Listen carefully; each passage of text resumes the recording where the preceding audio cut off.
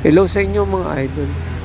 Today nga, nag-ready ako ng panibagong day para sa incubation ng aking mga crickets. Ayan, pakita ko nga sa inyo ngayon itong mga itlog ng crickets.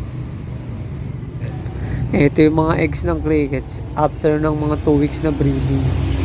Ayan, makikita nyo mga idol, yung mga parang malilit na butil ng bigas. Yan yung mga itlog ng mga crickets. Yan mga idol, yan yung mga itlog ng crickets. Yan yung mga malilit na butil.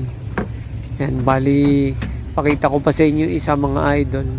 Ayan, dalawa nga pala yung ginawa kong mga ugad nitong mga crickets na to. Ayan, sobrang bilis nga dumami nitong mga crickets. Kaya sobrang nakakatuwa nga alagaan. Ayan mga idol, kung makikita. Ayan mga idol, hindi ko nga pala in-expect na ganito pala yung magiging result. Na sobrang bilis at sobrang daming eggs yung nilay ng mga crickets. Ayan, nakakatuwa nga.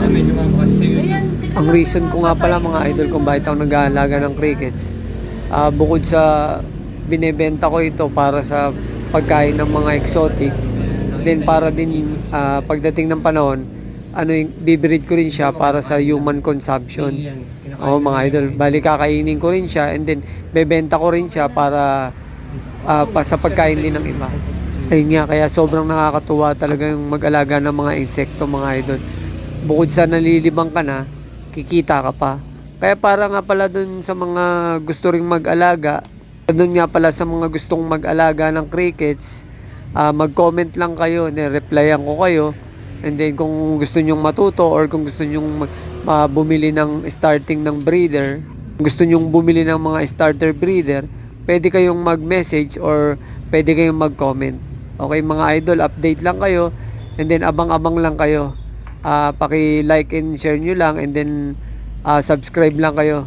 Subscribe lang kayo mga idol para ma-update kayo para sa iba pang mga video. Maraming salamat mga idol.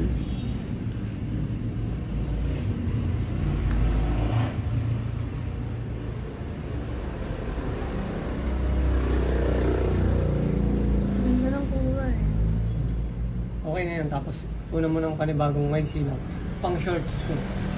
Bili. Okay na yan.